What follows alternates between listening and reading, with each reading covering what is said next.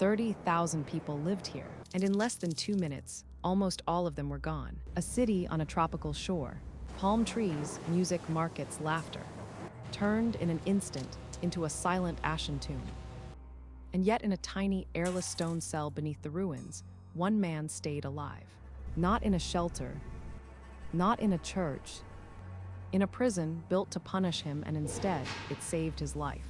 This is the story of Saint-Pierre, the day a volcano turned paradise into a furnace, and how the world watched the warning signs and still did not move.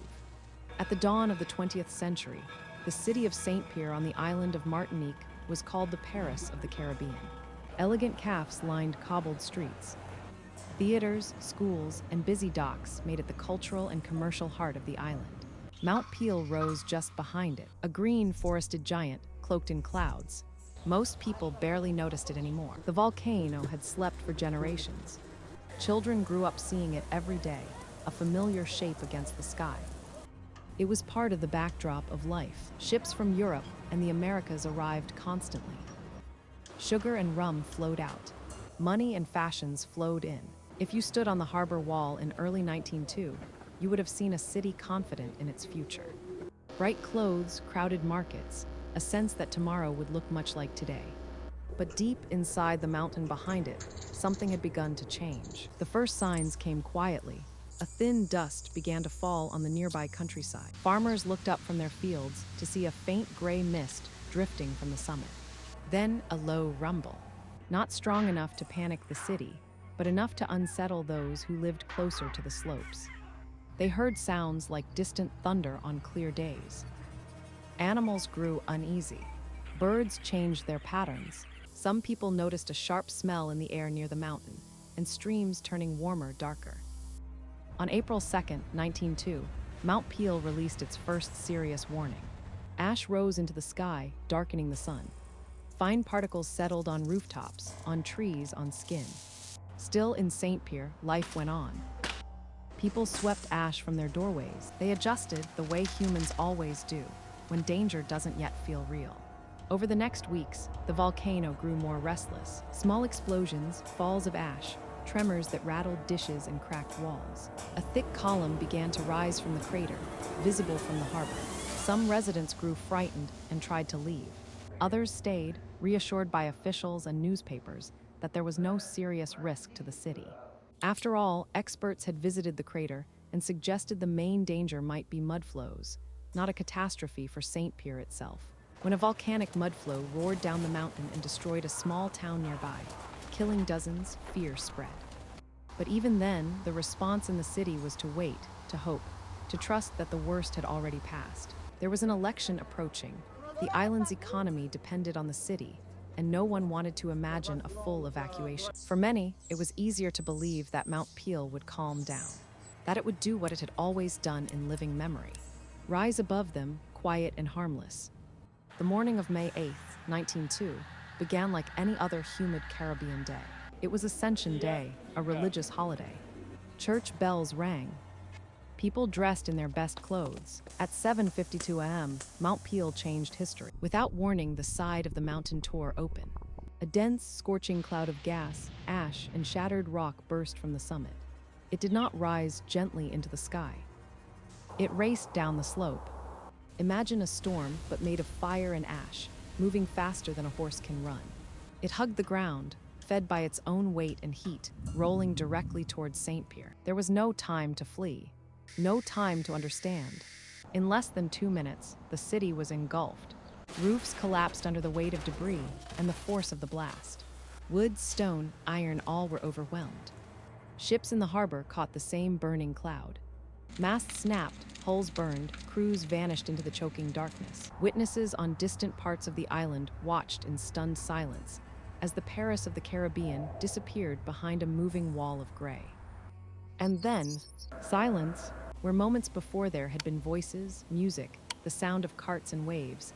Now there was only the soft fall of ash. Saint-Pierre, a city of roughly 30,000 people, had become a field of ruins in less time than it takes to boil water. Rescuers tried to reach the city, but the heat was still immense.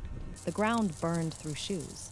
Air shimmered with invisible danger. Those who finally entered found streets they barely recognized. Buildings charred and shattered. Harborfront warehouses reduced to blackened shells. At first, it seemed no one had survived. The force of the surge had been too great. The city was strangely quiet, like a place frozen in time. But underneath one of the destroyed buildings stood a small stone prison. Its walls were thick, its window nothing more than a slit. Inside, in almost complete darkness, a man known as Ludger Silbaris was still alive.